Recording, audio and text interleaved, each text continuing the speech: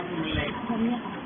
மோசே நாட்டில் இஸ்ரவேல் ஜனங்களுக்கு எந்த பாதிப்பும் இல்லை. உபத்திரவத்துக்கும் ஏனோக்குக்கும் சம்பந்தம் இல்லை. உபத்திரவத்துக்கும் மோசே நாட்டில் இருக்கிறவங்களுக்கும் சம்பந்தம் இல்லை. உபத்திரவத்துக்கும் ஆபிரகாமுடைய வீட்டில் உள்ளவர்களுக்கும் எந்த சம்பந்தமும் இல்லை. உலகத்துக்கு ஆனால் உபத்திரவம், உலகத்திற்கு உபத்திரம், பெந்தேகோஸ்தே சபைகளுக்கு உபத்திரம். இந்த பெந்தேகோஸ்தே சபைகளோடு சேர்ந்து கொள்ளக்கூடிய கடைசி கால எண்ட் டைம் செய்தி, முடிவு கால செய்தியில் இருக்கிறோம், தீர்க்கதரிசி செய்தியில் இருக்கிறோம் என்று சொல்லிக் கொண்டிருக்கிறவர்கள், பெந்தேகோஸ்தே ஸ்தாபனத்தை போல் நடத்தி கொண்டிருக்கிறவர்களுக்கும் உபத்திரம். ஆகையினால இந்த கடைசி நாட்களிலே தீர்க்கதரிசி செய்தியில் இருக்கிற சபைகளுக்கு தான் எச்சரிக்கிறேன். ஸ்தாபனத்துக்கு நம்ம எச்சரிக்க வேண்டிய அவசியம் இல்லை. விக்கிர வழிபாட்டு கூட்டத்தில் இருக்கிறவங்களுக்கு நம்ம எச்சரிக்க வேண்டிய அவசியமும் இல்லை. கள்ள கும்பரனுக்கு சிலையை கும்பரனுக்கு நம்ம அது உண்மையான விக்கிரகம் அல்ல. விக்கிரகம் என்பது இருதயத்தில் உள்ள விக்கிரகம். பூமி ஒரு கல்லை வச்சு கும்புற அது விக்கிரகமே கிடையாது, ஒண்ணுமே கிடையாது. அது பார்க்காது, பேசாது, கண்ணு இருந்தும் காணாது, கால் இருந்தும் நடக்காது. ஆனா அது வச்ச இடத்துலயே மரத்தை போல் நிற்கும். ஆனால் அதை கண்டு நீங்க அது ஒரு பொருட்டாக நீங்கள் என்ன வேண்டிய அவசியமே இல்லை. உண்மையான நீங்கள் எதை சீரியஸா பார்க்கணும், இருதயத்தில் உள்ள விக்கிரகம், இருதயத்திலே பொருளாசை, அது மாத்திரமல்ல பலவித இச்சைகள் இருதயத்திலே இருக்குமானால் அந்த இருதயத்தில் உள்ள விக்கிரகத்துக்கு நீங்கள் எச்சரிக்கையா இருங்கள். அது உங்க இருதயத்தில் இல்லாதபடி பார்த்துக் கொள்ளுங்கள். உலக ஆசை, உலக சிநேகம், உலக பற்று, இது பூரா உங்களுக்கு இருதயத்துக்குள்ள இருந்ததுன்னா நீங்கள் விக்கிரக ஆராதனை விட்டு நம்ம விலகி வரவில்லை. ஆகையினால இது எண்ட் டைம் மெசேஜில் உள்ளவங்களுக்கும் இந்த வார்த்தை பொருந்தும். எண்ட் டைம் மெசேஜில் நான் தீர்க்கதரிசி செய்தியை வாசிக்கிறேன், தீர்க்கதரிசி செய்தியை தான் நாங்கள் பிரசங்கம் பண்றோம். அப்படின்னா அவங்க எண்ட் டைம் மெசேஜில் இருக்க உண்மையா தீர்க்கதரிசி செய்த பிரசங்கம் பண்ணிட்டா அவர்கள் புரிந்திருப்பார்கள். தீர்க்கதரிசி செய்தியை தீர்க்கதரிசி என்று ஏற்றுக்கொண்டால் பரலோகம் போயிட முடியாது. லவோதிக்கேய சபை காலத்து தீர்க்கதரிசியை, லவோதிக்கேய சபை காலத்து தீர்க்கதரிசி பிரண்ணாம் என்று சொல்லி ஏற்றுக்கொள்வதனால் நீங்கள் கடைசி கால செய்தியில் இருக்கிறீர்கள் என்று அர்த்தம் அல்ல. தீர்க்கதரிசி சொன்ன யாவையும் கை கொள்ளாத மந்த இருதயம் உள்ளவர்களே, எங்க சொல்றாரு? லூக்கா எழுதின சுவிசேஷம். யார்கிட்ட சொல்றாரு? பைபிள் படிச்சீங்கன்னா யார்கிட்ட சொல்றாரு டக்குன்னு சொல்லியிருப்பீங்க. யார்கிட்ட சொல்றாரு இந்த வார்த்தையா? இது எம்மாவுஸ் சீடர்ட்ட சொல்றாரு. சீடர் சொல்றாரு, தெளிவா சொல்லணும். இல்ல லூக்கா எழுதின சுவிசேஷம் 24ஆம் அதிகாரம். அப்பொழுது அவர்கள் நோக்கி தீர்க்கதரிசிகள் தீர்க்கதரிசிகள், ஒரு தீர்க்கதரிசி கிடையாது, அதுவும் என்னது தீர்க்கதரிசிகள், எல்லா தீர்க்கதரிசியும் சொன்ன எல்லாவற்றையும் விசுவாசிக்க வேண்டும். எல்லா தீர்க்கதரிசி சொன்னையும் எல்லா வார்த்தையும் விசுவாசிக்காத மந்த இருதயம் உள்ளவர்களே. மோசே மூர்க்கிட்ட ஏகப்பட்ட தீர்க்கதரிசிகள் இருக்கிறார்கள் பழைய ஏற்பாட்டுல. எல்லா தீர்க்கதரிசி சொன்னதையும் நீங்க விசுவாசிக்கணும்.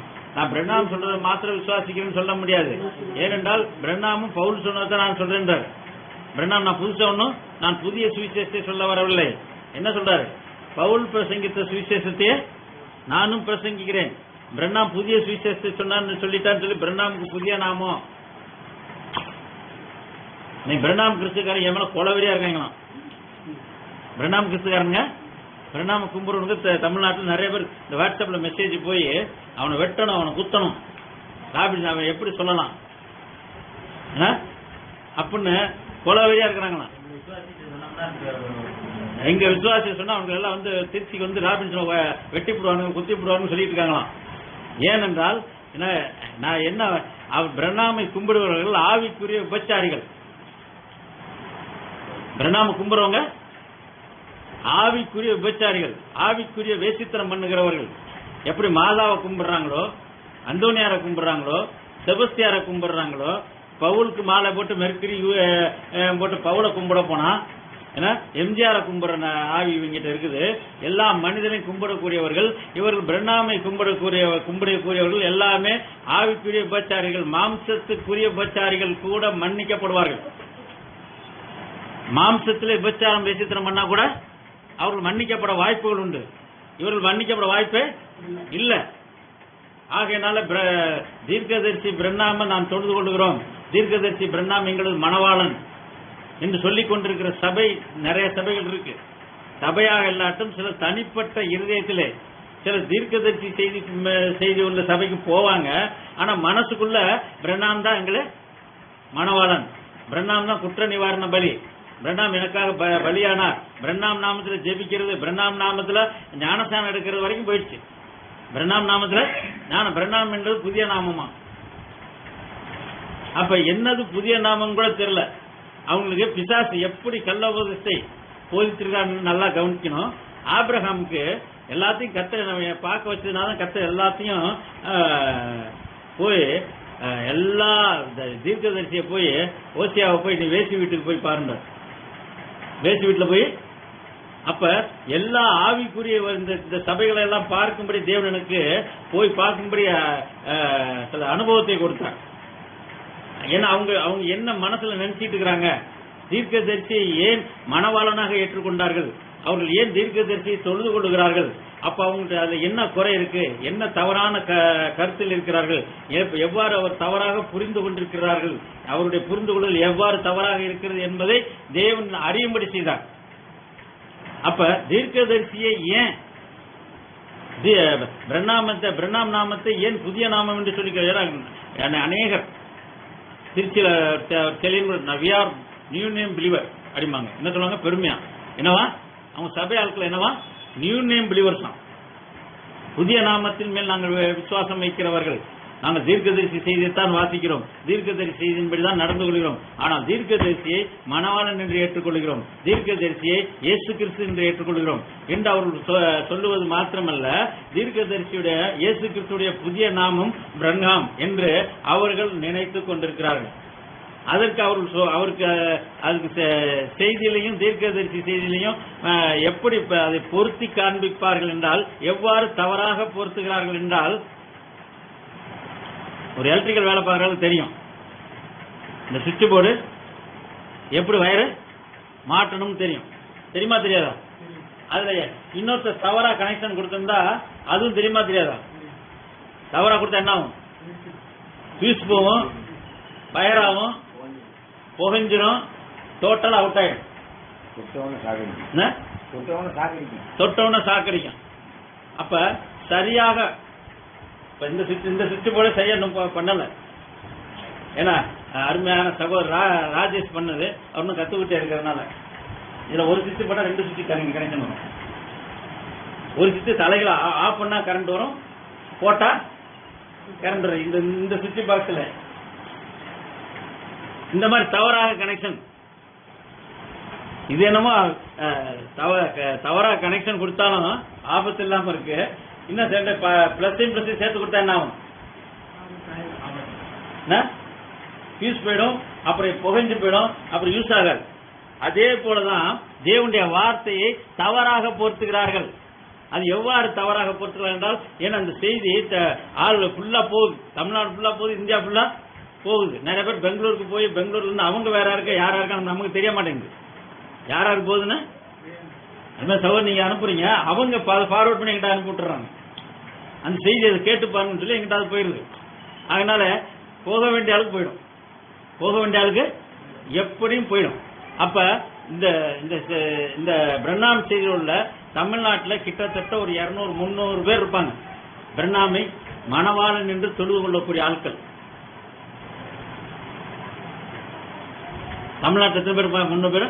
அவங்களுக்கெல்லாம் நீங்க ஆவிக்குரிய விபச்சாரம் சொன்னா கோபமா வராது, நியாயமான கோபம், நியாயமான கோபம் வரும்.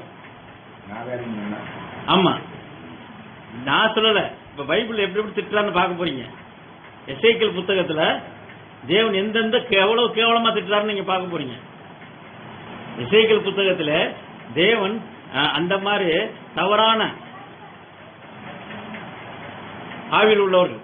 இரண்டாவது, இந்த தீர்க்கதரிசி செய்தியில ஸ்தாபனத்தை போல் இருப்பவர்கள், அது அதோட மோசமா இருக்கு. அது அதோட மோசம். எப்படி எகிப்தை விட்டு வெளியே வந்தோம்னா எகிப்தில் உள்ள பாவத்தெல்லாம் சேர்த்து எடுத்துட்டு வெளியே வர்றாங்க. ரோமன் கேத்தலிக் வெளியே வந்தோம்னா புரொட்டஸ்டன்ட் என்ன ஆகுது? ரோமன் கேத்தலிக்ல பாதி கல்லோபத்தை எடுத்துட்டு வருது. அதே போல ஸ்தாபனத்தை விட்டு தீர்க்கதரிசி செய்திக்குள் வருகிறவர்கள் ஸ்தாபனத்தில் உள்ள பாதி காரியத்தை எடுத்துட்டு வந்துடுறாங்க. ஸ்தாபன தன்மைகள், ஸ்தாபன ஆவி, அந்த ஸ்தாபன ஆவி தீர்க்கதரிசி செய்திக்குள்ள உள்ள சபைகளுக்கும் அந்த தீர்க்கதரிசி செய்தி விசுவாசிக்கிறேன் என்று சொல்லிக் கொண்டிருக்கிற சபைகளுக்கும் அதே ஸ்தாபன ஆவி உள்ள வந்துருது. இதுதான் வஞ்சகம். வஞ்சித்தல் என்றால் என்ன? உங்களை ஸ்தாபனத்துக்காரங்க வஞ்சிக்க முடியாது. பெந்தோகோஸ்தேக்காரன் தீர்க்கதரிசி செய்தியோட வஞ்சிக்க முடியுமா? அவன் நல்லா தெரியும். இந்த கழுகு செய்தியை வாசிக்கிறவன திருத்தவே முடியாது. அவன் என்ன சொல்லுவான்? கழுகு புத்தகத்தை வாசிக்கிறவன் தீர்க்கதரிசி செய்தியை வாசிக்கிறவர்களை நம்ம திருத்த முடியாது, அவங்க நம்மளோட ஒதுங்கிடுவோம். நீங்க போய் ஸ்தாபனத்துல போய் சொல்லி இதை சொல்லி பாருங்க. மறுநாள் அவன் சபையிலே அறிக்கை செய்து இந்த சகோதரோட சேராதீங்க, நீங்க ஸ்தாபன சபைக்கு போறீங்க, சப்போஸ் ஒரு ஏஜி சபைக்கோ பூர்ண சுவிசேஷ பெந்தகோஸ்தே சபைகளுக்கோ நீங்க போய் ஒரு நாள் உட்கார்ந்துருந்து அங்கே உட்கார்ந்து இந்த புத்தகத்தை காட்டுங்க போதும். தீர்க்கதரிசி செய்தி புத்தகத்தை, கழுகு புத்தகத்தை காட்டினாலே போதும். மறுநாள் அந்த ஊழியக்காரர் அந்த சபை ஊழியக்காரர் உங்கள்கிட்ட சொல்றாரு, பிரதர் இதெல்லாம் படிக்காதீங்க பிரதர், தப்பு பிரதர், இது கள்ள உபதேசம் அப்படிமா. ரெண்டாவது அடுத்து என்ன சொல்லுவான்? நீங்க மீறி செஞ்சுட்டு இருந்தீங்கன்னா சபையில மற்றவங்க எல்லாம் பிரதர் அவர் சொல்ற கொடுக்குற புக்கை படிக்காதீங்க, அவர் வார்த்தையை கேட்காதீங்க, அது கள்ள உபதேசம் என்று பிளாக் பண்ணுவாங்க ஆரம்பத்திலே. அதே போல இன்றைக்கு செய்தியில் உள்ளவர்கள், செய்தியில் இருக்கேன்னு சொல்லிட்டு இருக்கிறவங்க, தீர்க்கதரிசி செய்திலிருந்து ஏதாவது ஒரு கொட்டேஷன் நீங்க சபைக்கு அவர் நடந்து கொண்டிருக்கிற காரியத்துக்கு விரோதமாக நீங்கள் காண்பிப்பீர்களானால் உங்க மேல கொஞ்சம் என்ன ஆயிடும், கசப்பாயிடும். அப்புறம் ஆட்டோமேட்டிக்கா அவங்கள நீங்க வராம இருந்தா நல்லது அவங்களுக்கு. அப்படிங்கிற இதே காரியம் தான் சபைகளுக்கு. சபை ஸ்தாபனமும் ஒருத்தன் தீர்க்கதரிசி செய்தி விசுவாசிக்கிறவன் இங்க வராத, பிரண்ணாம் பேரை சொல்லிட்டு உள்ள வராதம்மா ஸ்தாபனத்துக்கார. பிரண்ணாம் பேரை சொன்னாலே உள்ள விட மாட்டான். பிரண்ணாம் சொன்னாலே, லவோதிக்கா சபைக்கால் தூதன் பிரண்ணாம் சொன்னாலே எந்த ஸ்தாபனமும் உங்களை அனுமதிக்காது. ஸ்தாபனம் உங்களை புறம்பே தள்ளணும். புறக்கணிக்கப்பட்ட ராஜா செய்தியில எப்படி ஸ்தாபனம் எல்லா மனவாட்டியும் வெளியே தள்ளணும். எகிப்தை விட்டு எகிப்துல கடைசியில சீக்கிரம் போங்கன்னா பார்வோன், அது வரைக்கும் விடமாட்டேன்னு சொன்னவன் கடைசி அப்ப எகிப்தில் உள்ள பக்கம் பக்கத்து வீட்டில் உள்ளவங்க எல்லாம் ஒண்ணு வெள்ளி நகையெல்லாம் கொடுத்து அப்பா நீங்க கிளம்புனா போதுன்ட்டான். கடைசி நேரத்தில் என்னாவும், நீங்க இந்த இடத்த விட்டு போங்க அப்படின்னு சொல்லி வெளியேற்றுவார்கள். ஏன்னா அங்க தலைப்புல சங்காரம் நடக்குது. அது வரைக்கும் சாதாரணமா உபத்திரம் வரும்போது, கொடிய உபத்திரம் கடைசியில வரும்பொழுது வீட்டுக்கு தலைப்புல சங்காரம், வீட்டில் உள்ள எல்லா வீட்லயும் அழுகுறது, எல்லா வீடும் சாவு வீடா மாறிச்சு, இளவு வீடா மாறணும்னா முதல்ல வெளியே அனுப்பு அப்படின்னு சொல்லி எகிப்தியர்களை ஆர்ப்பரிப்போடு சந்தோஷத்தோடு வெளியே கிளம்பினார்கள். அது வரைக்கும் விடமாட்டேன்னு சொன்ன பார்வோன் தாம் பிள்ளையே செத்ததுக்கு அப்புறம், பார்வோனுடைய மகன் தலைப்பிள்ளையே அங்க மறித்ததுக்கு அப்புறம் ராஜா வீட்டில இருந்து அனைவர் வீட்டிலையும் இளவீடாக மாறிவிட்டது. அந்த சங்கார தூதன் சங்கரிக்கிற வேலையில வெளியே அனுப்பும். அதே போல ஸ்தாபனங்கள் தீர்க்கதரிசி செய்தியில் உள்ளவர்களை வெளியே தள்ளிவிடும். நீங்க ஸ்தாபனங்களுக்குள்ள உள்ள போய் சுவிசேஷம் சொல்ல முடியாது, ஆனா சொல்லுன்ற அதான் பிரச்சனை. தீர்க்கதரிசி ஃபுல்லா ஸ்தாபனத்துக்குள்ளதான் செய்தி. அவர் பிரண்ணாம் டேபர்நாக்கில் பிரசங்கம் பண்ணது போக மற்ற வெளி பிரசங்கங்கள் அனைத்துமே ஸ்தாபன ஊழியக்காரர்கள், வியாபாரத்தில், ஸ்தாபனத்தில் ஐக்கியம் உள்ளவர்களுக்கு தான் பிரசங்கித்தார். அவர்கள் கலக விட்டார்கள், கேட்க மாட்டாங்க. ஆனால் நீயே சொல்லு, நான் சொல்லியே அவங்க கேட்காதவங்க நீ சொல்லியே கேட்க போறாங்க, ஆனாலும் சொல்லு. அப்ப கடைசியிலே சொல்ல வேண்டியது எல்லாருமே விழுந்த கடமை. ஆனால் இன்றைக்கு சுவிசேஷ ஊழியம் சொல்ல வேண்டியது அல்ல. திரும்ப நீங்க சுவிசேஷ ஊழியத்துக்கு போனா உங்களை அடுத்து உள்ள கொண்டு வச்சிருவான். ஜாமீன் எடுக்க நான் தான் வரணும். ஹலோ, சுவிசேஷ ஊழியத்துக்கு இயேசு நல்ல போய் OMC போய் நேற்று போய் நோட்டீஸ் வாங்கி கொடுத்த மாதிரி எல்லாம் கொடுக்க கூடாது. நீ செய்தியில் இருக்கிறதுக்கு என்ன ஆதாரம்? ஸ்தாபனத்துக்கார மீட்டிங் நோட்டீஸை கொண்டு கொடுக்குறாரு, வீடு வீடா கொடுக்கட்டுமான்னு கேட்கிறாரு. இது என்ன வளர்ச்சி? எத்தனை வருஷமா செய்தியில் இருக்கீங்க? செய்தி எத்தனை வருஷமா தெரியும் உங்களுக்கு? எடுத்தது அந்த ஜீவஜம், அந்த ஜீவ தண்ணீர் இலவசங்கிற நோட்டீஸ் அடிச்சு வீடு வீடா கொண்டு கொடுக்க சொல்லி கெடுத்தாங்க. சுவிசேஷ ஊழியம்னா என்னன்னு தெரியல. உன் வாழ்க்கை சுவிசேஷத்துக்கு தகுதியாக இருக்கிறதா? அந்த புக்கை நீங்க முதல்ல படிங்க. உங்க வாழ்க்கை ஊழியத்துக்கு முதல்ல உங்க ஜீவிதம் தகுதியா இருக்கிறதா? அந்த தீர்க்கதரிசி பயங்கரமா பேசுறாரு. ஊழியத்துக்கு முதல்ல நீ தகுதியாகும், அப்பதான் ஊழியம். நீ எங்கேயுமே இயேசு கிறிஸ்துட்ட யாருமே எங்க பிள்ளைகளுக்காக ஜெபம் பண்ணுங்கன்னு யாரா கேட்டாங்களா? இயேசு கிறிஸ்துட்ட நிறைய பேர் வியாதிஸ்தர் வந்தாங்க. வந்து என்ன சொன்னாங்க? பைபிள படிச்சு சொல்லுங்க. மத்தேயு, மார்க்கு, லூக்கா சுவிசேஷத்துல இயேசு கிறிஸ்துவிடம் வியாதிஸ்தர்கள் அநேகர் வந்தார்கள். வந்து இயேசு கிறிஸ்துட்ட என்ன கேட்டாங்க? ஒவ்வொருத்தரும் ஒண்ணு கேட்டாங்க. ஆண்டவரும் இவர் மேல் தலைமையில கை வைக்க சொன்னாங்க. ஒருத்தர் ஒரு ஸ்திரீ வஸ்திரத்தை தொட்டா போதுன்னு நினைச்சான். ஒருத்தர் ஒரு வார்த்தை. அப்ப யாராவது இயேசு கிறிஸ்துவிடத்துல ஆண்டவரே என் பிள்ளைக்காக ஜெபம் பண்ணுங்கள்னு யாராவது சொன்னாங்களா? இன்றைக்கு ஊழியர்கிட்ட வந்து இன்னைக்கு அநேகர் ஐயா ஜெபம் பண்ணிங்க, ஐயா எனக்காக ஜெபம் பண்ணுங்க, இல்ல இந்த காரியத்துக்காக ஜெபம் பண்ணுங்கள் என்று இன்னைக்கு சொல்றாங்க. வேதத்தில் யாருக்காவது ஜெபம் பண்ணிக் கொள்ளுங்கள் என்று இயேசு கிறிஸ்துவிடம் சொன்னார்களா? சீசர்ட்ட சொல்லியிருப்பாங்க வேண்டிக் கொள்ளுங்கள். ஆனா இயேசு கிறிஸ்துவிட்ட ஜெபம் பண்ணுங்கன்னு சொன்னா ஏன் சொல்லல? ஏன் இயேசு கிறிஸ்துவிடம் ஜெபம் பண்ணுங்கள் என்று சொல்லவில்லை? சொல்லுங்க. எங்க பைபிள்ல காட்டுங்க. இயேசு கிறிஸ்துவ வந்து யாராவது ஐயா என் பிள்ளை வியாதியா இருக்கு அவருக்காக ஜெபம் பண்ணுங்க அப்படின்னு சொல்லல. சுகமாக்கக்கூடிய தேவனே அவர் தான். அவர் வேற யார்ட்ட போய் ஜெபம் பண்ணணும்? ஜெபம் பண்ண வேண்டிய அவசியம் இல்ல. கடைசி நாட்கள்ல மனவாட்டியே சுகமாக்கணுமா? நீங்க யார் மேல கை வைக்கிறீங்களோ அவங்க சுகமாகணுமா? ஜெபம் பண்ண வேண்டிய அவசியம் இல்ல. நீ கை வச்சாலே உங்க வஸ்திரத்து தொட்டாலே அவங்க குணமாகணும். பவுல் பேதுரோட நிழல் பட்டவனே சுத்தமானார்கள். நிழல் பட்டவனே சுத்தமானாங்க. அதே போல மனவாட்டி கடைசி நேரத்தில் மனவாட்டிக்காக இன்னொருவர் ஜெபிக்க வேண்டிய அவசியம் இல்லை. மனவாட்டிக்காக நீங்க மனவாட்டியா இருந்துட்டு இன்னொருத்த போய் ஆண்டவர் எனக்காக கொஞ்சம் ஜெபம் பண்ணிக்கங்க பிரதர் அப்படின்னு நீங்க தலையை நீட்டினாவோ வேண்டிக்கிட்டாவோ நீங்க மனவாட்டியே இல்ல. நீங்க இன்னும் மனவாட்டி அந்தஸ்தை பெறவில்லை, மனவாட்டி ஸ்தானத்துக்குள் வரவில்லை. மனவாட்டிக்காக எந்த ஸ்தாபன ஊழியக்காரனும் ஜெபிக்க தேவையில்லை. போய் மோகன் சி லாஸ்ட்ட ஜெபிக்க போறேன், டிஜிஎஸ் தினகரன் எனக்காக ஜெபிப்பாரு, இல்லைன்னா பெரிய பெரிய ஊழியக்காரங்கிட்ட போய் ஜெபிப்பாரு அப்படின்னு சொல்லிட்டு இந்த செய்தியில் உள்ள ஊழியக்காரன் போய் ஜெபம் பண்ணுங்க பிரதர் அப்படின்னு சொன்னீங்கன்னா நீங்க மனவாட்டியே இல்ல. ஏன்ட்ட வந்து சொன்னாலும் அப்ப இந்த கடைசி நாட்கள்ல உங்களுக்கு அதே வல்லமை கொடுத்திருக்கிறார். யாருக்கு? தேவன் உங்களுக்கு அதே வல்லமை கொடுத்திருக்கிறார். இயேசு கிறிஸ்துவுக்குள் இருந்த அதே வல்லமை உங்களுக்கு கிரியை செய்யணும். பொன்னும் வெள்ளியும் என்னிடத்தில் இல்லை, என்னிடத்தில் உள்ளதை உனக்கு தருகிறேன். பேதுரு யோவான் தேவாலயத்துக்கு போகும்போது அந்த உடல் ஊனமுற்ற சகோதரனை பார்த்து அவன் காசு கேட்கறான். என்னிடத்தில் உள்ளதை அவனுக்கு தருகிறேன்னு சொல்லி என்கிட்ட 10 ரூபா தான் இருக்குன்னு சொல்லி அவன் போடல. அவன்கிட்ட நான் நினைக்கிறேன் அது கூட காசு இல்லைன்னு நீங்க பேதுட்டையும் யோவான்ட்டையும் பாக்கெட்ல பணம் எடுத்துட்டு போட்டிருக்கு, ஒண்ணுமே இல்ல போட்டிருக்கு. என்னிடத்தில் உள்ளதை உனக்கு தருகிறேன். என்னிடத்தில் என்ன இருக்கு? தேவனுடைய நாமம், தேவனுடைய அதிகாரம், தேவனுடைய வார்த்தை என்னிடத்தில் இருக்கிறது. எழுந்து நட.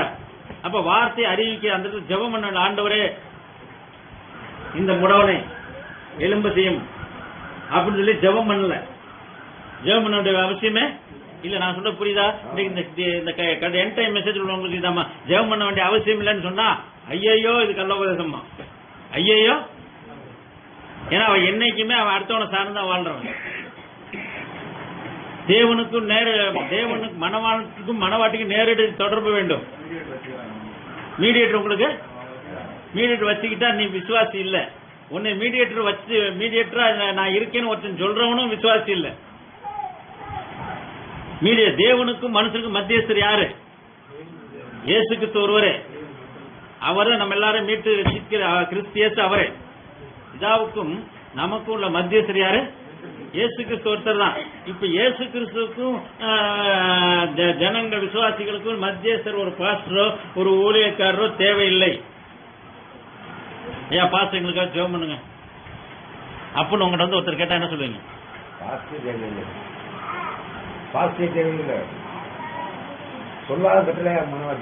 உங்கள்கிட்ட வந்து நீங்க ஒரு பாஸ்டர், நீங்க லாலுக்குள்ள எத்தனை வருஷமா சபை நடத்துறீங்க? இப்போ இன்னைக்கு அன்னைக்கு நீங்க எத்தனை பேருக்கு ஜெபம் பண்ணிருப்பீங்க? நீங்க ஆளுநர் ஒரு சபை நடத்தும் போது இவருக்கு எத்தனை பேர் இவர்கிட்ட ஜெபம் பண்ணிருப்பாங்க, முழங்கால் போட சொல்லி முக்காடு போட சொல்லி தள்ள கை வச்சு ஜெபம் பண்ணி அனுப்பியிருக்கலாம். இன்றைக்கு இப்ப நீங்க இப்ப உள்ள உங்களுக்கு விசுவாசக்குள்ள இப்ப ஒருத்தர் உங்ககிட்ட ஐயா ஜெபம் பண்ணி விடுங்கன்னா என்ன சொல்லுவீங்க? நீயே ஜெபம் பண்ணு, கர்த்தர் உன் பேச்ச கேட்க மாட்டாருன்னு சொல்லு, நான் ஜெபம் பண்றேன்.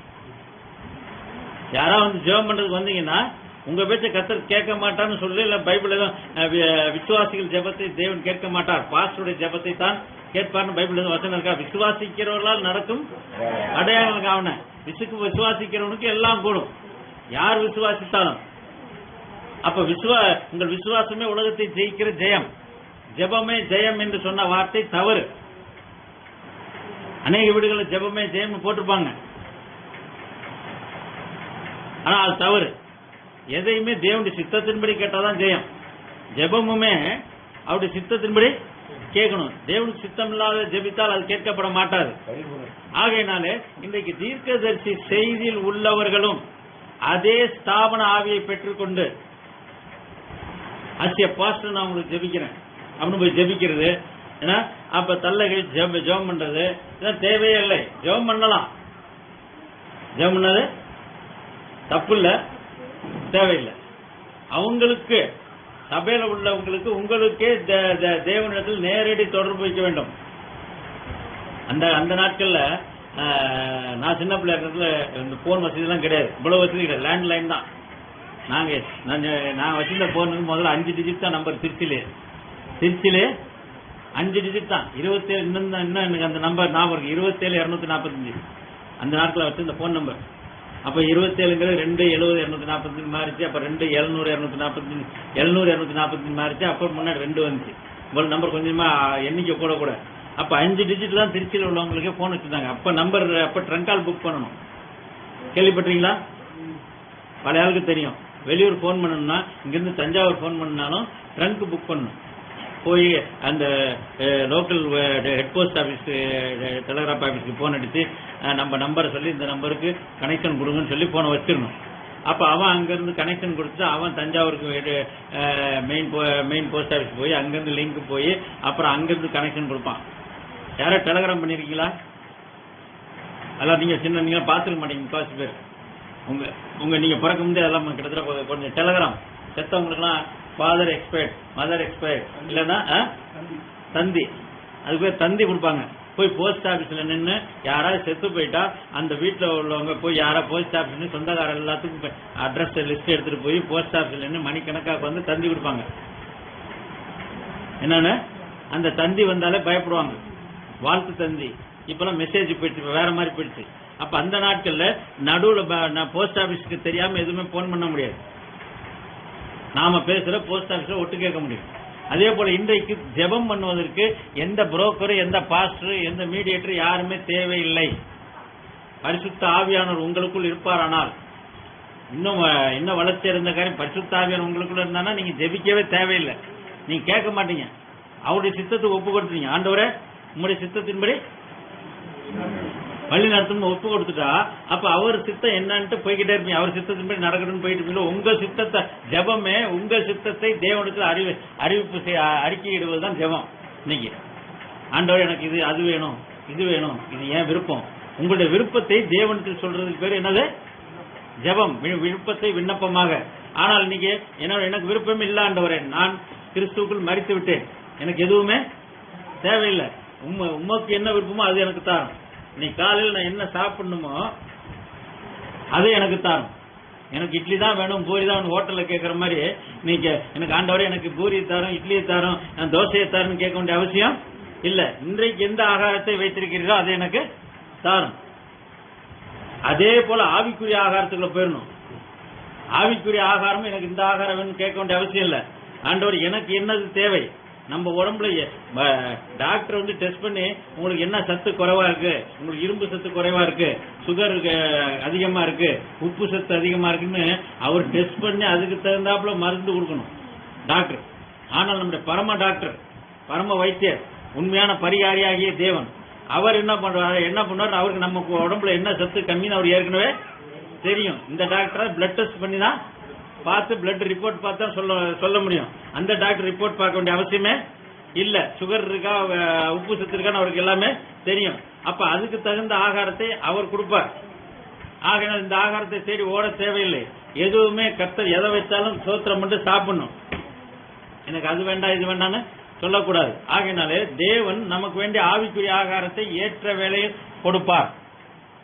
அதே போல இந்த கடைசி நாட்களிலே நீங்கள் உண்மையாக மனவாட்டியாக இருப்பீர்களானால் உங்களுக்கு செய்தி சரியா வந்து சேரும். நீங்கள் மனவாட்டியாக இல்லை என்றால் உங்களுக்கு தவறான செய்தி வந்து சேரும். கள்ள உபதேசம் உங்களை வந்து சேரும். நீங்கள் கள்ள உபதேசத்தில் சிக்கிக் கொள்வீர்கள். ஆகையினால கள்ள உபதேசத்தில் சிக்கிக் கொண்ட சகோதரர்களுக்கு எச்சரிக்கை பண்ண வேண்டியது நம்முடைய கடமை, யாரா இருக்கட்டும்.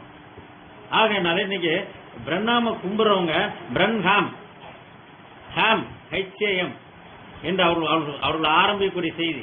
ஃபர்ஸ்ட் என்ன சொல்லுவாங்க? ஆபிரஹாம் அப்படின்னு. தேவன் ஆபிராமுக்கு என்ன பேர் எப்படி மாத்தினாரு? ஆபிர. அந்த HAM ஹாம் என்று சேர்த்தார். ஹாம் என்றால் காமின் சந்ததி, கானானுடைய சந்ததி என்ற அடையாளம் என்று சொல்லிக் கொண்டு நாமெல்லாம் காமின் சந்ததி என்பதற்காக ஹாம் புறஜாதியை ஹாம் என்று ஆண்டவர் மாற்றினார். புறஜாதிக்காக தேவன் இன்னொரு இடத்துல தேவன் தம்முடைய நாமத்தில் பாதியை ஆபிரகாம் கொடுத்தார் இருக்கு சொல்றார். நம்முடைய நாமத்துல பாத்தீங்களா பாதியை கொடுத்துட்டாரு. அவர் தன்னுடைய பேர்ல பாதியை கொடுத்துட்டார். அந்த பாதி தான் HAM ஹாம். பார்த்த வில்லியம் மரியம் பிரன்ஹாம். அப்ப பிரன்ஹாமுக்கு பாதிய கொடுத்துட்டாரு. ஆபிரகாமோட பாதி பேரை கொடுத்த மாதிரி பிரன்ஹாமுக்கு பாதி பேரை கொடுத்துட்டாரு. ஆகையினால புதிய நாமம் பிரன்ஹாம். பாருங்கள், கிளை எண்ணப்பட்டவர். அவங்க சொல்லக்கூடிய காரியம்லாம் சொன்னேன். எப்படி வஞ்சிக்கப்பட்டிருக்கிறார்கள் என்று நீங்கள் புரிந்து கொள்ள வேண்டும். இந்த செய்தி அவங்களுக்கு போகணும். அவருக்கு கொஞ்சம் சற்று நேரம் யோசிக்கணும். கிளை எண்ணப்பட்டவன் ஏசாயால சொல்லப்பட்டிருக்கு. பாருங்க, பிரான்ச். அவங்க அடுத்து என்ன சொல்றது? பிரன்ஹாமுக்கு முதல் எழுத்து BRAN. இந்த ஒரு பக்கம் HAM ஆபிரகாமுக்கு பாதி பேரை கொடுத்த மாதிரி இவருக்கு பாதி பேரை கொடுத்தாரு. இன்னொரு பிராண்ட் என்ற BRAN பாத்தீங்க, பிரான்ச்சுங்கிறதுக்காக பிராண்ட் கொடுத்தான். என்ன BRAN? அப்ப BRAN பிரான்ச், BRAN HAM.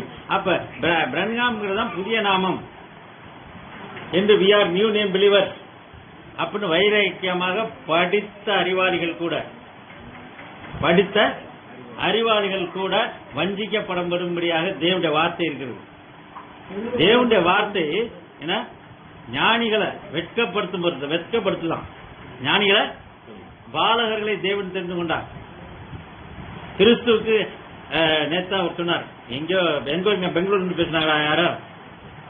ராபின்சனுக்கு பைத்தியம் பிடிச்சிருச்சுன்னு. ஏன்னா இந்த செய்தியில அவங்களுக்கு போய் அந்த பிரண்ணாம கும்பிடுறவங்களுக்கு எல்லாம் ரொம்ப பாதிப்பு ஒரு பக்கம். இன்னொன்னுக்கு செய்தியில ஸ்தாபனமா இருக்கிறவங்களுக்கு எல்லாம் ஒரு பக்கம் பாதிப்பு.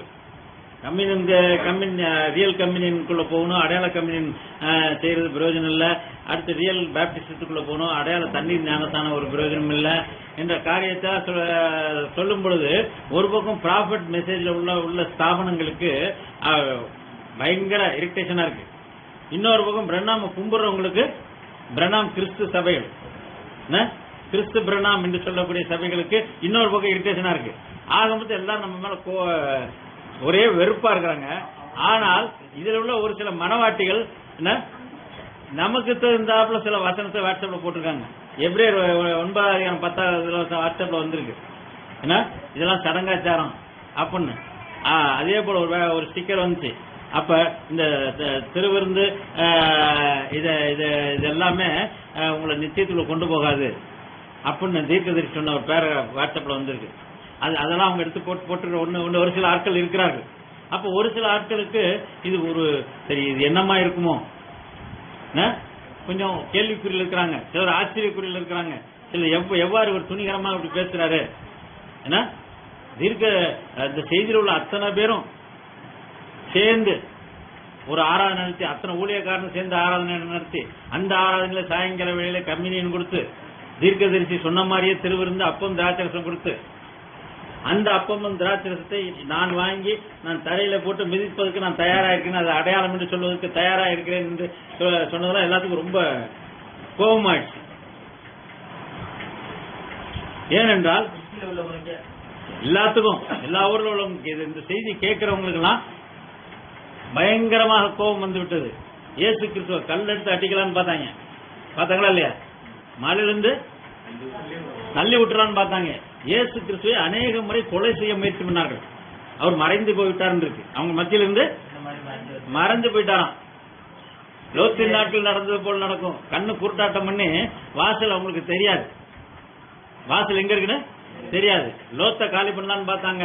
அந்த 2 தூதர்கள் லோத்த பிடிச்சி உள்ள அறைகள் எழுதிட்டு கதவை சேர்த்திட்டாங்க.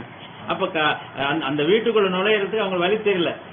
அதே போல இந்த கடைசி நாட்கள் லோத்தின் நாட்கள் நடந்தது போல் நடக்கும், நோவாவின் நாட்கள் நடந்தது போல் நடக்கும். பாருங்க, எத்தனை பேர் ஞானஸ்தானத்துக்கு ஒப்பு கொடுத்துருக்காங்க, எத்தனை பேருக்கு கல்யாணம் நடந்துட்டு இருக்கு, பிள்ளை பத்துட்டு இருக்காங்க, குழந்தை பிரதிஷ்டை எல்லாம் நடந்துட்டு இருக்கு. இன்னும் இவர் அது பண்ண மாட்டேன்றாரு, ஞானஸ்தானம் கொடுக்க மாட்டேன்றாரு, அது கொடுக்க மாட்டேன்றாரு. அப்ப இது கள்ளோபதேசம் தானே. ஜனங்கள் இப்ப அந்த ஆத்மாவை நீங்க தள்ளி விட்டுருவீங்களா? ஞானஸ்தானத்தை ஒப்பு கொடுத்தவங்கள கொடுக்க மாட்டேன்னு சொல்லுவீங்களா? திருவிருந்துக்கு புதுசா வந்து சபை புதுசா வந்து சேர்ந்தவங்களுக்கு திருவிருந்து கொடுக்காம இருப்பீங்களா? நம்ம கொடுக்குற திருவிருந்தே வேற. ஏன்னா திருவிருந்து ஒரிஜினல் திருவிருந்து. அந்த ஒரிஜினல் திருவிருந்த சாப்பிட்டா கண்ணு திறக்கப்படணும். என்ன பண்ணும்? அப்ப தீர்க்கதரிசி சொன்ன யாவும் விசுவாசிக்காத மந்த இதயம் உள்ளவன்னு சொல்லிட்டு அவர் அப்பத்தை பிட்டு அவர் கொடுக்கிற வேலையில அவர்கள் கண்கள் திறக்கப்பட்டது. கண்கள் திறக்கப்பட்டதுன்னா இயேசு கிறிஸ்து யாருன்னு அறிந்து கொள்ளணும். அந்த லூக்கால வாசிங்க. பாடுபடவும் தமது மகிமையை பிரவேசிக்கவும் வேண்டியதில்லையா என்று சொல்லி மோசே முதலிய சகல தீர்க்கதரிசிகளும் எழுதின வேத வாக்கியங்கள் எல்லாவற்றிலும் தம்மை குறித்து சொல்லியவைகளை அவர்களுக்கு விவரித்து காண்பித்தார். அத்தருணத்தில் அவர்கள் போகிற கிராமத்துக்கு சமீபம் ஆனார்கள். போகிற கிராமத்துக்கு லூக்கா 3:27 போகிற கிராமத்துக்கு சமீபமானார்கள். அப்புறம் போகிறவர் போல இந்த 2 மணி நேரத்துல தேவன் அப்புறம் போகிறவர் போல காண்பித்தார். அப்புறம் போகிறவர் போல காண்பித்தார். அந்த பக்கம் போற மாதிரி காண்பித்தார். ஏனென்றால் தேவன் இப்பொழுது அப்புறம் போகிறவர் போல காண்பிக்கிறார். இப்பொழுது சாயங்கால வேலை வந்தவுடனே அங்க சாயங்கால வேலை வந்துருச்சு. அப்ப அப்புறம் போகிற போல் காண்பித்தார். சாயங்கால வேலையில தேவன் இவங்களை விட்டு பிரிந்து போவதை போல் காண்பித்தார். அப்ப பிரிந்து போகிற வேலையில அவங்க என்ன சொன்னாங்க? நீர் எங்களுடனே தங்கியிரும். இதே வார்த்தை ஆபிரகாம் சொன்னான். எப்ப சொன்னான்?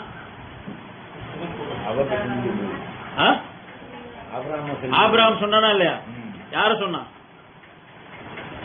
ஆதியாகமம் 3 பேர் வந்திருக்கவில்லை. ஆபிரகாம் என்ன சொன்னா?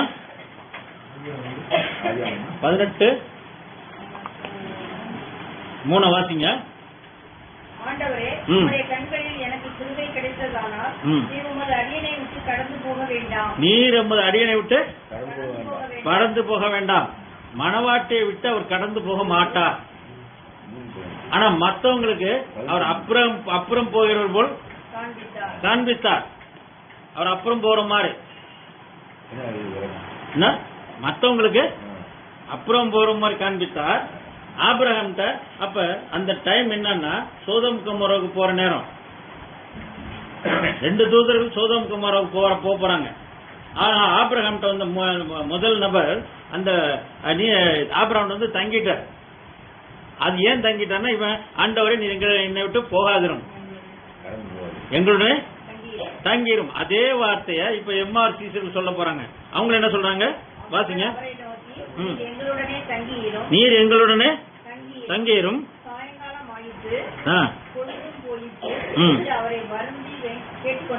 நீர் எங்கள் சாயங்காலம் ஆயிட்டு சாயங்காலம் ஆயிடுச்சுன்னா சாயங்கால செய்தி வந்துருச்சு. தீர்க்கதரிசியுடைய செய்தி சாயங்கால செய்தி. சாயங்கால செய்தி வரும் பொழுது சாயங்கால வேளையில ஆபிரகாம்கிட்ட தேவன் வர்றார். அப்ப சாயங்காலத்திலே தேவன் வருகிறார். சாயங்கால செய்தி வருகிற வேளையில தேவன் வருகிறார். தேவனுடைய வார்த்தை வந்தா தேவன் வராருன்னு அர்த்தம். உலகத்துல சொல்லுவாங்க, யானை வரும் பின்னே மணி ஓசை வரும் முன்னே. அந்த மணி சத்தம் கேட்டுச்சுன்னா யானை வருதுன்னு தெரியுது. அப்ப முன்னாடி மணி சத்தம் கேட்கும், இப்ப மணி சத்தம் கேட்டா பால் கறந்தா வருவாரு. இப்ப மணி சத்தம் கேட்டா பால் கறந்தா வருவாரு. இப்ப மணி சத்தம் கேட்டா பால் வருதுன்னு புரிஞ்சுக்கும். அப்ப முதல்ல சத்தம் வருகிறது, தேவன் வருகிற வேளையிலே அவருடைய வார்த்தை முதலாவது வருகிறது. தீர்க்கதரிசி செய்தி மூலமாக சாயங்கால செய்தி வருகிற வேளையிலே தேவன் வருகிறார். சாயங்கால செய்தி வந்துச்சுன்னா என்ன அர்த்தம்? தேவனுடைய வார்த்தை வந்துச்சுன்னா தேவன் வராருன்னு அர்த்தம். அவருடைய வார்த்தை வந்துன்னா அவருடைய வாயிலிருந்து தான் வார்த்தை வருகிறது. அப்ப தேவன் அங்க வந்திருக்கிறார்னு அர்த்தம். அப்ப சாயங்கால வேளையிலே தேவன் வருகிறார். அது 1963 வருஷம் அந்த மணவாட்டியாகி பிரண்ணாமுக்குள்ள தேவன் வந்தது ஒரு அடையாளமா இருக்கிறது. ஆனால் தேவன் மணவாட்டிக்குள் வருவதற்கு அடையாளம் தான். பிரண்ணாமும் ஒரு மணவாட்டி தான். பிரண்ணாம் மணவாளன் அல்ல, இயேசு கிறிஸ்துவே ஒரு மணவாட்டி. இயேசு கிறிஸ்துவே தீர்க்கதரிசி குமாரன் வடிவத்தில் குமாரத்துவம் எல்லாமே மணவாட்டியை குறிக்கிறது. மாம்சத்தில் வெளிப்பட்ட எல்லாமே மணவாட்டி தான். ஆனால் இயேசு கிறிஸ்து பெந்தேகோஸ்தே நாளுக்கு அப்புறம் தான் ஜெயங்கொண்டு பிதாவின் சிங்காசனத்தில் அமர்ந்ததுக்கு அப்புறம் தான் அவர் மணவாளன் ஆகிறார். அப்புறம் தான் அவர் தேவகுமாரன். பூமியில இருக்கும்போது அவர் தேவகுமாரன் அல்ல, அவர் மனுஷகுமாரன் தான். அவர் அடுத்து தாவீதின் குமாரன் வரப்போறார். தேவனுக்கு 3 குமாரத்துவம் உண்டு. பூமியில் இருக்கிற வரையில் அவர் மனுஷனாக இருக்கிற வரையில் அவர் மனுஷகுமாரனாக இருந்தார். பெந்தேகோஸ்தே நாள் முதல் இந்த 2000 வருஷ காலத்துலதான் அவர் தேவகுமாரனாக இருக்கிறார். அவர் பரிசுத்த ஆவியான ரூபத்தில் வந்ததுக்கு அப்புறம் தான் அவர் தேவகுமாரன். நல்லா தெரிஞ்சுங்க, இயேசு கிறிஸ்து இந்த உருவத்தில் நீங்க பாத்தீங்கன்னா அவர் தேவகுமாரன் இல்ல, அவர் மனுஷகுமாரன். அப்ப மனுஷகுமாரனை தொழுது கொள்ளுங்கள் அவர் சொல்லல. பிதாவை எங்கும் தொழுது கொள்ளும் காலம் வருகிறது, பிதாவைத்தான் தொழுது கொள்ளணும்னாரு. என்னை தொழுது கொள்ளுங்கள்னு இயேசு சொல்லல. ஆகினால என்னை தொழுது கொள்ளுங்கள்னு அவர் சொல்லாததுனால அவர் கடவுள் அல்ல. அதை கொட்டேஷன் பண்ணி பிரண்ணாம் என்னை தொழுது கொள்ளுன்னு சொல்ல மாட்டாரு. ஆனா நீங்க பிரண்ணாம் கும்பிடணும். இது இந்த ஆவி. நீங்க பிரணாம் செய்தியில் உள்ள பிரணாமுக்கு கும்புற பிரணாமை தொழுது கொள்ளக்கூடிய ஒரு நபர்கிட்ட போய் பிரணாம் எங்கேயாவது தன்னை தொழுது கொள்ளு சொல்லியிருக்கிறாரான்னு கேட்டீங்கன்னா அவன் என்ன சொல்லுவான்? இயேசு எங்கேயாவது தன்னை தொழுதுன்னு சொல்லிக்கிறா? இல்ல இல்ல, நீங்க இயேசுவை கும்பிடுறாங்கல்ல, அது மாதிரிதான் பிரணாம் சொல்ல மாட்டார். அப்ப பிரண்ணாமை கிறிஸ்து என்று அப்ப சவுத் ஆப்பிரிக்கா மக்களே பிரணாம் உயிரோடு இருக்கும் போதே பிரணாம் கும்பிட ஆரம்பிச்சாங்க. அப்ப அவர் கண்டிக்கிற நான் ஊழியத்தை விட்டு போயிருவேன் அப்படின்னு சொல்லி அவர் வருத்தப்பட்டு பேசுகிற வேலையில அதுக்கு இவங்க சொல்லக்கூடிய இன்னொரு பதில், இயேசு உயிரோடு இருக்கும்போது இயேசுவை கும்பிடக்கூடாது, இயேசு உயிர்த்தெழுந்த பிறகு தான் இயேசுவை கும்பிடணும். அதே மாதிரி பிரணாம் உயிரோடு இருக்கும்போது பிரணாம் கும்பிடக்கூடாது, பிரணாம் மறிச்சு உயிர்த்தெழுந்த பிறகு தான் அவர் கும்பிடணும். அப்ப பிரணாம் உயிர்த்தெழுந்துட்டாரா அப்படின்னா இவன் அதுக்கு ஒரு புது கதை கட்டுவான். எப்படி? இயேசு கிறிஸ்து 1.5 நாள் தான் கல்லறையில் இருந்தாராம், பிரணாம் 3 நாள் கல்லறையில் இருந்தாராம். பிரணாமுடைய கல்லறையில அக்னி சம்பம் நின்றுச்சு 3 நாள் வரைக்கும். 3ஆம் நாள் போட்டோ எடுக்கும்போது அக்னி சம்பம் போயிடுச்சு. அப்ப பிரணாம் உயிர் திறந்து விட்டார். இதுல பெரிய வேலூர்ல தாமஸ் ஒருத்தர் இருந்தார், அவர் சவால் விட்டார், பிரணாம் கல்லறையை தோண்டி பாருங்கள், அங்கே பிரணாமுடைய எலும்பு கூட இருக்காது, நான் சவால் விடுகிறேன் அப்படின்னு சொன்னார். சவால் விடுறேன்னு சொன்னார். பிரணாமுடைய கல்லறையை தோண்டி பாருங்க, அங்க பிரணாமுடைய எலும்பு இருக்காதுன்னு. அப்ப சொல்லிவிட்டு தோண்ட விடுவானா? சரி, தோண்டிதான் பார்த்தாலும் அப்புறம் என்ன சொல்ல, அதுவும் அவரே சொல்லிட்டார், கண்டு விசுவாசிகள் காட்டிலும் காணாமல் சொல்ற. அப்ப பிரணாமுடைய எலும்பு கண்டு எலும்பு இருக்கா இல்லையான்னு தோண்டி பார்த்துட்டு அப்புறம் பிரணாம் கிறிஸ்துவ ஏற்றுக்கொள்ள பிரயோஜனம் இல்ல, பிரணாம் கல்லறை தோண்டி பார்க்காம நீங்க விசுவாசிக்கணும் அப்படின்னு சொன்னா ஒருத்தன். எல்லாம் கல்லறைக்கு போய் சேர்ந்துட்டாங்க. 1977 அப்புறம் மரித்தவர்கள் எல்லாருமே மனவாட்டி அல்ல. 1977 அப்புறம் மரித்தவர்கள் மனவாட்டி அல்ல. அவர்கள் எல்லாம் புத்தி இல்லாத கன்னிகளாக இருக்கலாம். 1000 வருட அரசாட்சிக்கு அப்புறம் வெண் சிங்காசன நியாயத்திற்கு தான் உயிரிட முடியும். சபைக்காலம் 1977 முடிஞ்சுச்சுன்னா 1977 முடிஞ்சதுக்கு அப்புறம் உயிர்த்தெழுதல் உண்டாயிடுச்சுன்னா வரிசையா நினைச்சு ஆண்டு உயிர்த்தெழுதலை கொண்டு வர மாட்டார். பிரணாம் ஒரு தடவை ஆளுக்கு ஒரு தடவை உயிர்த்தெழுதல் வராது. உயிர்த்தெழுதல் தன் வரிசையின்படி ஒவ்வொரு சபை காலத்திலையும் பவுல் உயிர்த்தெழும் போது பவுலை சேர்ந்தவர்கள் இர்மியாஸ், மார்ட்டின், லூத்தர் அந்தந்த சபை காலத்து தூதர்கள் உயிர்த்தெழுகிற வேளையிலே அந்தந்த அவர்களுடைய தூதர்களின் செய்தியின்படி அந்தந்த சபை காலத்து செய்தி விசுவாசித்தவர்கள் உயிர்த்தெழுந்திருப்பார்கள். ஆனால் கிறிஸ்துக்கு எல்லாருமே மொத்தம் கிறிஸ்துக்குள் மரித்தவர்கள் தான். கிறிஸ்துக்குள் மரித்தவர் உயிரிழந்து விட்டார்கள், இங்கே இருக்கிறார்கள். பிரணாம் சொல்லும்போது 1016 தூதர்கள் இங்க இருக்காங்க, பிரணாம் டேபர்னக்கில் இருக்காருன்னு சொன்னார். ஏன்னா நீங்கள் ஆவிக்குரிய கண்ணால அதை பார்க்கணும். மாம்ச கண்ணில் அதை பார்க்க முடியாது. அதே போல பழைய பாட்டு பரிசுத்த அவங்க வீட்டு இருந்ததையும் நீங்கள் ஆவிக்குரிய கண்ணில் தான் பார்க்கணும். அதே போல சபை காலம் முடிஞ்சவொன்னு 1977 அப்புறம் கிறிஸ்துவுக்குள் மரித்தவர் ஒருத்தரும் எந்திரிக்க முடியாது. ஆனால் 1977 வரைக்கும் மரித்தவர்கள், கிறிஸ்துவுக்குள் மரித்தவர்கள் உயிரோடு இருந்து விட்டார்கள் என்பதை நீங்கள் விசுவாசிக்க வேண்டும். விசுவாசத்தினால் வரதையாவும் பாவமே. உயிர் திறந்து தோமா கேட்டது மாதிரி கையையும் தழும்பெல்லாம் தொட்டு பார்ப்பேன்னு சொல்லிட்டு எல்லாரும் தழும்பையும் நான் தொட்டு இயேசு கிறிஸ்து தழும்பும் தொட்டு பார்ப்பேன்னு சொன்னான். ஆபிரகாமுக்கு தழும்பு இருக்கா, ஈசாக்கு தழும்பு இருக்கா, யாக்கோபுக்கு தழும்பு இருக்கா, எல்லாரும் உயிர் திறந்தாருன்னு ஒவ்வொருத்தரையும் நான் பார்ப்பேன்னா ஒவ்வொருத்தர் முகமும் தெரியுமா? ஆபிரகாம் எப்படி இருப்பாரு, ஈசாக்கு எப்படி இருப்பாருன்னு அடையாளம் தெரியுமா உங்களுக்கு? தெரியாது. இயேசு எப்படி இருப்பாருன்னா உங்களால அடையாளம் கண்டு முடியாது. பிசாசு வேஷம் போட்டு வந்துடுவான். சினிமால எத்தனை பேர் இயேசு வேஷத்தில் நடிச்சிருக்கான். சினிமால நிறைய நடிகர்கள் இயேசு கிறிஸ்து வேடத்துல பல படங்கள்ல நடித்திருக்கிறார்கள். அப்ப அவங்க எல்லாம் இயேசு ஆயிட முடியுமா? அப்ப பிசாசு டூப்ளிகேட்டா உருவாக்குவான். நான் தான் இயேசுன்னு. இந்த ஏஞ்சல் பூச்சாண்டி மாதிரி தாடி வளர்த்துக்கிட்டு நான் பூச்சாண்டி மாதிரி இருப்பாரு. ஆனா அவர் நான் இயேசு கிறிஸ்து மாதிரி வேஷம் போட்டு காவி ட்ரெஸ் போட்டு இருப்பாரு. அப்ப வேஷம் போட்டா இயேசு ஆயிட முடியுமா? ஆகையினாலதான் தேவனை ஒருவனும் மாம்சத்தின்படி அறியான். அப்போதான் இப்போ சொல்ல தேவனை ஒருவனும் நான் எந்த மனுஷனையும் மாம்சத்தின்படி அறியன்ட்டார். எந்த மனுஷனையுமே மாம்சத்தின்படி அறியணும் என்ன அர்த்தம்? ஆபிரகாம் உயிர்த்தெழுந்ததா இருந்தாலும் ஆபிரகாமே நீங்கள் மாம்சத்தின்படி பார்க்க முடியாது. ஆபிரகாம் இப்படித்தான் இருப்பாரு, ஈசாக்கு இப்படித்தான் இருப்பாரு. சினிமால ஆபிரகாம் ஒரு படம் எடுத்திருக்கான். அதுல உள்ள ஆபிரகாம் மாதிரி இருப்பாரு. நோவான் படம் எடுத்திருக்கான். அதுல உள்ள நோவா மாதிரி நோவா இருப்பாரு. அதே மாதிரி ஒவ்வொரு சிம்சோன் படம் எடுத்திருக்கான். அதெல்லாம் பாத்துறீங்கல்ல? சிடி நிறைய வரும். எல்லா பேர்லயும் இந்த சிடி இருக்கு. ஆபிரகாம், ஈசாக்கு எல்லா பைபிள் அத்தனை கதை பேர்லயும் இருக்கு. அப்ப அது எல்லா இதுலயும் ஒரு நடிகர் நடிச்சிருப்பாங்க. அந்த நடிகருக்கும் அந்த உருவத்துக்கும் உண்மையான சம்பந்தம் கிடையவே. கருணாமூர்த்தியில இயேசு கிறிஸ்து நடிச்சவங்க மாதிரிதான் இயேசு கிறிஸ்து இருப்பான்னு சொல்ல முடியாது. அப்ப எதுவுமே ஒரிஜினல் கிடையாது, எல்லாமே டூப்ளிகேட். ஒரிஜினல் வெளிப்பாட்டின் மூலம் நீங்கள் அறிந்து கொள்ள வேண்டும். தேவனை ஆவியின் பிரகாரம் அறிந்து கொள்ள வேண்டும். இந்த ஆவியின் பிரகாரம் அறிந்து கொள்ளாதனாலதான் இப்ரஹாம கூட மாம்சத்தின் பிரகாரமாக அடையாளம் பார்த்து அவர் செய்த கிரியைகளை பார்த்து இவர் நிச்சயமாக இவர் இப்ரஹாம் கடவுளாக இருக்க வேண்டும். ஏனென்றால் முத்திரை இவர் தான் உடைச்சாரு. முத்திரை யார் உடைச்சாரு? முத்திரை போட்டது யாரு? இருக்க சொல்ற முத்திரை யார் போட்டாங்களோ அவங்க தான் உடைக்க முடியும். ரெண்டாவது, நீங்க உங்க மனைவிக்கு ஒரு பார்சல் அனுப்புறீங்க. நீங்க உங்க மனைவிக்கு ஒரு பார்சல் அனுப்பி நீங்க வெளிநாட்டுக்கு போயிருக்கீங்க. உங்க மனைவிக்கு பார்சல் அனுப்பி முத்திரை போட்டு உங்க மனைவிக்கு அனுப்புறீங்க. அப்ப உங்க வீடு பூட்டி இருக்குன்னா அந்த பார்சல் என்ன ஆகும்? ரிட்டர்ன் வந்துடும். வேற யாரும் உடைக்க முடியாது. ரிட்டர்ன் வந்தாலும் யாரும் உடைக்க முடியாது. போய் சேர்ந்தாலும் பக்கத்து வீட்டுக்காரங்க அந்த பார்சலை வாங்கி வச்சாலும் உடைக்க முடியாது. அப்ப அந்த உடைக்கிறதுக்கு, அந்த முத்திரையை உடைக்கிறதுக்கு 2 பேருக்கு தகுதி இருக்கு. யார் யாருக்கு? அனுப்புனவங்களுக்கும் பெறுகிறவங்களுக்கும் 2 பேரா? ஒன்னு அனுப்புறவங்களுக்கும் பெறுகிறவங்களுக்கும் தகுதி. பெறுகிற டூ அட்ரஸ் போட்டிருக்கு, இன்னொரு பக்கம் ஃப்ரம் அட்ரஸ் போட்டிருக்கு. ஃப்ரம் அட்ரஸ் போட்டு டூ அட்ரஸ்ல உள்ளவங்க ஆள் இல்லைன்னா ஃப்ரம் அட்ரஸ்க்கு போயிடும். அப்ப ஃப்ரம் அட்ரஸ் உள்ளவங்க அதை திரும்ப வாங்குறதுக்கு உரிமை இருக்கு, அதை ஓபன் பண்றதுக்கு தகுதி இருக்கு. அதே மாதிரி டூ அட்ரஸ் உள்ளவங்க இருந்தாங்கன்னா அவங்களுக்கும் அதை வாங்குறதுக்கு தகுதி இருக்கு, உடைக்கிறதுக்கு தகுதி இருக்கு. அதே போல 7 முத்திரைகளையும் வாங்குறதுக்கு உடைக்கிறதுக்கு யார் தகுதி இருக்கு, அது வாங்குறதுக்கு யார் தகுதி இருக்கு? முத்திரை போட்டவருக்கு, அவருக்கு தான் உரிமை இருக்கு. முத்திரை யாருக்கு வச்சிருக்கிறாரு? முத்திரை யாருக்கு தெரியும்? மணவாட்டிக்கு மாத்திரம் தான் தெரியணும். ஆகையினாலதான் 7 முத்திரையில 7வது முத்திரை எல்லாத்துக்கும் ஒரே குழப்பம். 7வது முத்திரை மட்டும் மற்ற எல்லா முத்திரை நிகழ்வுகள் அடையாளமாக சொல்லப்பட்டிருக்கிறபடினால் 7வது முத்திரை யாரும் இது பண்ணக்கூடாது, டூப்ளிகேட் வரக்கூடாதுன்னு அதுல அரை மணி நேரம் அமைதியை கொடுத்து விட்டார். முதல் முத்திரை கொடுக்கும்போது வெள்ளை குதிரை, 2வது முத்திரை சிவப்பு குதிரை, கருப்பு, எல்லாத்தையும் எல்லாமே ஒரு அடையாளங்கள் சொல்லப்பட்டது.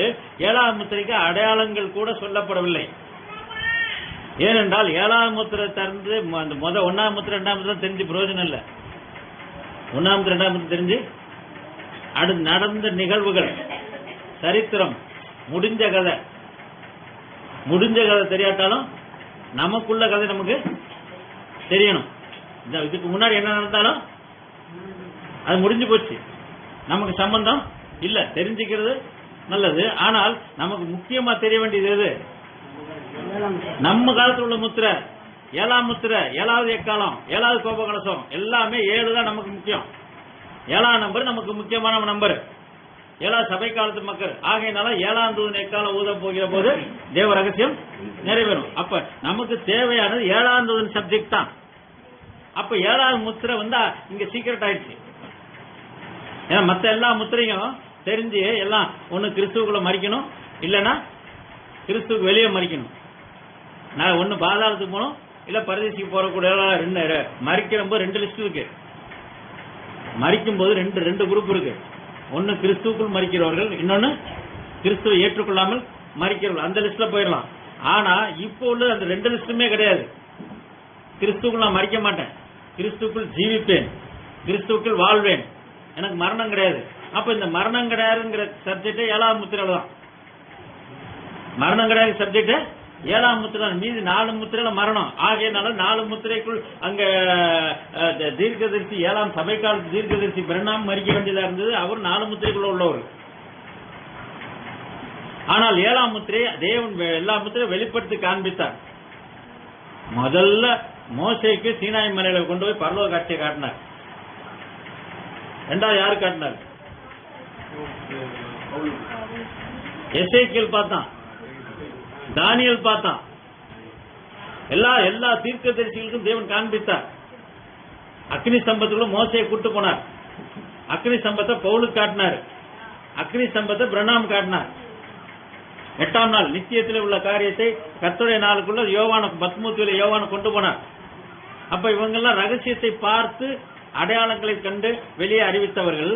ஆனால் கடைசியாக தீர்க்கதரிசி ரகசியங்களை பார்த்தது அந்த உண்மையான காரியத்தை அவருடைய செய்திக்குள் அவர் மறைத்து வைத்து விட்டு போய்விட்டார்.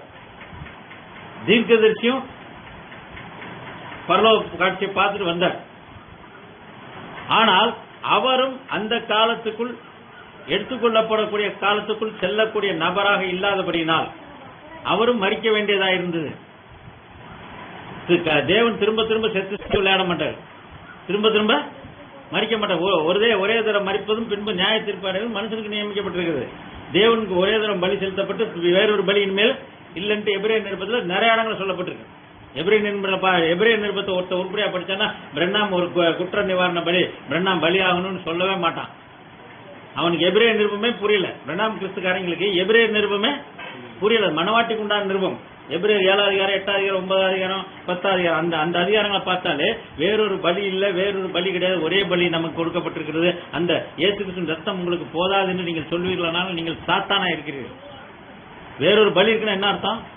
இயேசு கிறிஸ்து ரத்தம் நாட் எனஃப், போதுமானது அல்ல அப்படின்னு அவன் சொல்றான். இன்னைக்கு பிரணாம் கிறிஸ்துக்காரங்களுடைய கள்ள உபதேசக்காரங்களுடைய உபதேசம் என்னன்னா இயேசு கிறிஸ்து ரத்தம் போதாது, அடுத்து பிரணாமுடைய ரத்தம் வேணுமா? அவனுக்கு எவ்வளவு ஒரு பிசாசு! இயேசு கிறிஸ்துவின் ரத்தம் போதாது என்று சொன்னால் அது பரிசுத்த ஆவிக்கு விரோதமான பாவமா? இயேசு எங்களுக்கு தேவையில்லை என்று சொன்னீர்கள் என்றால் அது மனுஷகுமாரனுக்கு விரோதமான பாவம். இயேசு கிறிஸ்துவின் ரத்தம் எங்களுக்கு போதாது என்று சொன்னால் அது பரிசுத்த ஆவிக்கு விரோதமான பாவம். ஏனென்றால் இயேசு கிறிஸ்துவின் ரத்தம் தான் பரிசுத்த ஆவியாக பெந்தெகோஸ்தேனாலே சபைகள் ஊற்றப்பட்டது.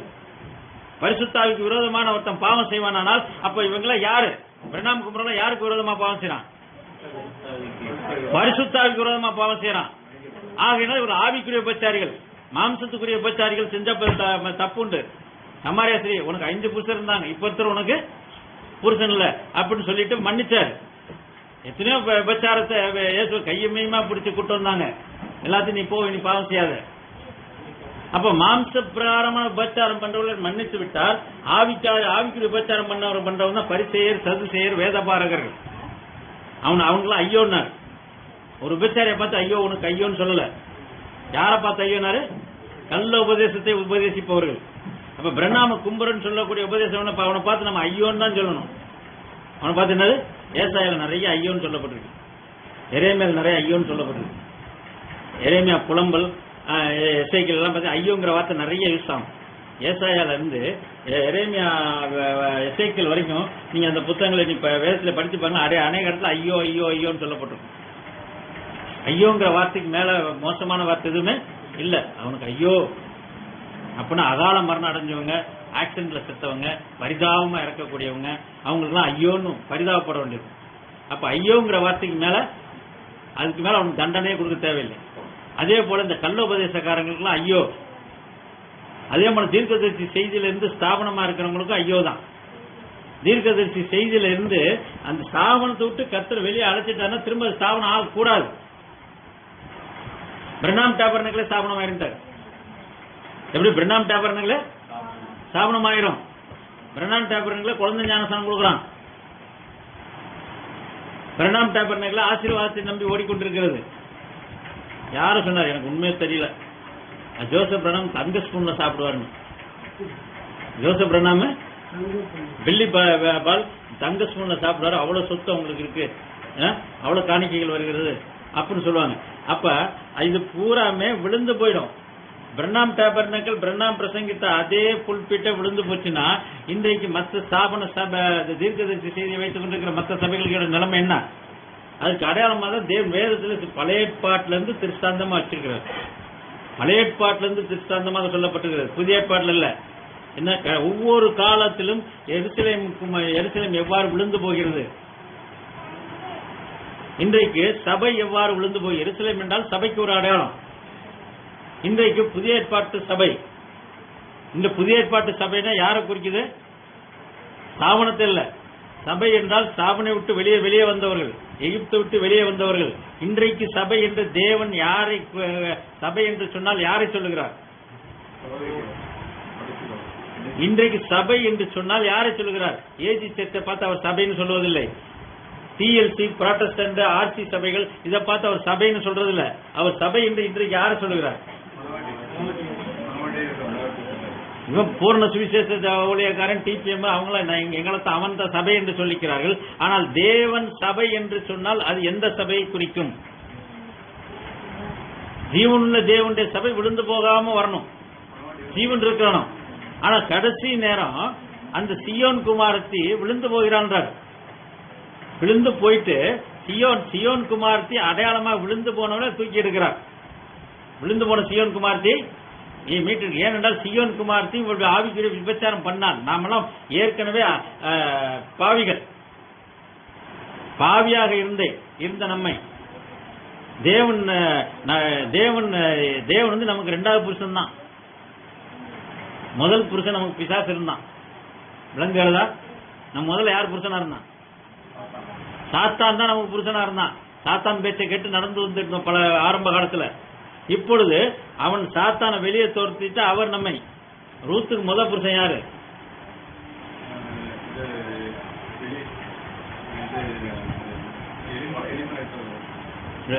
ரூத்துக்கு இது முதல் புருஷன் யாரு? ரூத்து, ஓர்பால், ரெண்டு பேர். என்ன எலிமெலேக்குங்கிறது அவன் மாமனார், நகோமி மாமியார். அப்ப அவன் ரூத்தோட புருஷனும் ஒருத்தர் ஏற்கனவே இருந்திருக்கிறான். வேதத்துல பாருங்க எத்தனாவது ரூத் புத்தகத்துல ரூத்தோட புருஷன் எத்தனை பேர்?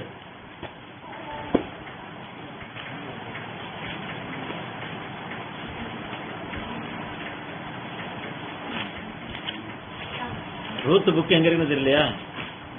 பழைய ஏற்பாட்டுல 334வது பக்கம்.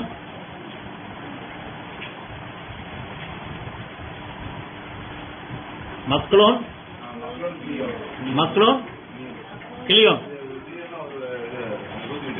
கிளியோன்ங்கிறது அதான் முதல் புருஷன். இரண்டாவது புருஷன் யாரு? ரூத்துக்கு இரண்டாவது புருஷன் அவன் தான் இனத்தான் மீட்பர்.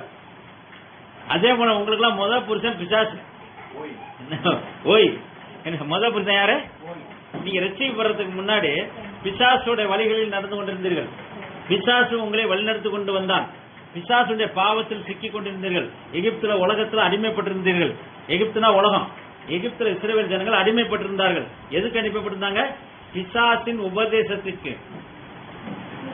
பிசாசின் உபதேசத்துக்கு. அப்ப பிசாசின் உபதேசம் இன்னைக்கு ஸ்தாபனத்தின் உபதேசமா இருக்கிறது.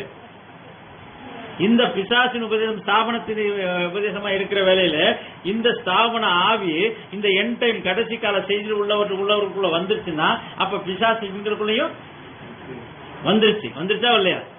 அப்ப தீர்க்கதரிசி செய்தியை வைத்துக் கொண்டு பிசாசாய் இருக்கிறவர்கள் செய்தியை கையில வச்சிருக்கிறாங்க. செய்தி இருதயத்தில் இல்ல. பைபிள் எல்லாரும் கையில வச்சிருக்கிறாங்க ஸ்தாபனங்கள். ஆனா பைபிள் அவங்களுக்குள்ள இல்ல. ரோமன் கேத்தலிக் சபையிலிருந்து ஆர்சி சபையிலிருந்து எல்லாரும் இப்ப பைபிள் தூக்கிட்டு வராங்க. பைபிள தூக்கிட்டு வராங்க. ஆனால் ரோமன் கேத்தலிக் சபை இன்னைக்கு எதுல சேர்ந்துருச்சு? இந்துவோட சேர்ந்துருச்சு. ஆர்சி சாமியார் திருநீர் பூசிக்கிறான். ரெண்டா ஒண்ணு சேர்ந்து மலைக்கு போறான்.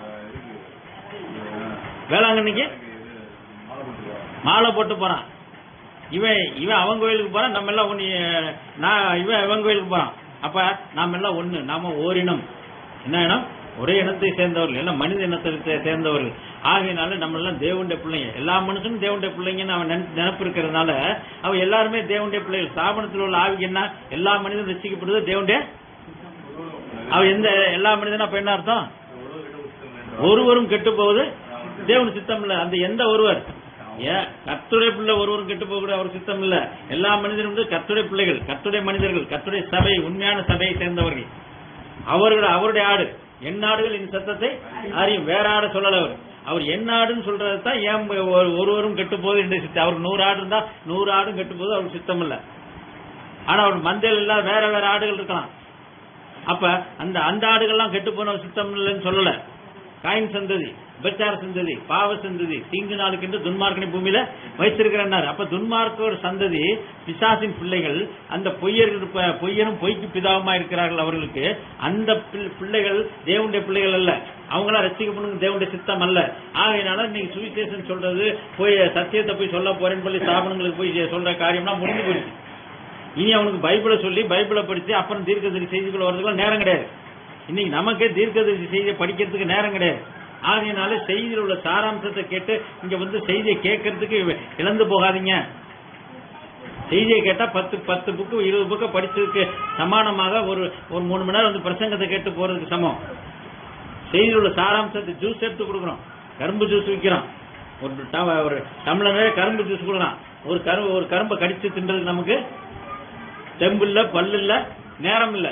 இப்ப 10 ரூபா கொடுத்து டக்குனு கரும்பு ஜூஸ் வாங்கி டக்குனு குடிச்சிட்டு போகக்கூடிய காலம் ஃபாஸ்ட் ஃபுட்டு காலம்ன்றார். இதுக்கு என்ன சொல்ற? Fast food. நமக்கு சமைக்கிறதுக்கு நேரம் கிடையாது. ஏன்னா நூடுல்ஸ் டக்குன்னு போட்டு ரெடிமேட் ஃபுட்டு சாப்பிடக்கூடிய காலம். இப்ப நேரம் நெருங்கிடுச்சு. அப்ப என்ன? இப்ப இந்த செய்தியெல்லாம் தயார் பண்ணிட்டு இருக்க நேரம் இல்ல. இந்த அத்தனை தலைப்புல உள்ள பைபிள கிட்டத்தட்ட 25 வருஷமா நான் தயார் பண்ணதுல உள்ள வச்சிருக்கேன். ஏன் இதை எழுதி வச்சிருக்கிறேன்? அடுத்து நேரம் இருக்காது. எல்லா செய்தியும் பார்த்து பிரட்டிட்டு இருக்கிறதுக்கு நேரம் கிடையாது. ஒரு தலைப்புல எடுத்து உடனே பார்க்கலாம். தேவன் எந்தெந்த தலைப்புல என்னென்ன பேசிக்கிறார், எந்த எல்லாமே தொகுத்து வைத்திருக்கிறேன். இன்னும் பாய்தான் இருக்கு. இன்னும் எழுத வேண்டியது இருக்கு. இன்னும் 4 ஃபைல் சேரும். ஏனென்று சொல்லியிருந்தால், ஏன்னா நேற்று முந்தாள் காரைக்குடில இருந்து ரிச்சர்ட் சகோதரர் பேசினார். எடுத்துக்கொள்ளப்படுதலை பத்தி என்னென்ன சொல்லியிருக்குன்னு. அப்ப பேசும்போது எடுத்துக்கொள்ளப்படுதல் பத்தி ஒரு 10 பேப்பர்ல A4 சீட்ல எழுதி வச்சிருக்கேன்.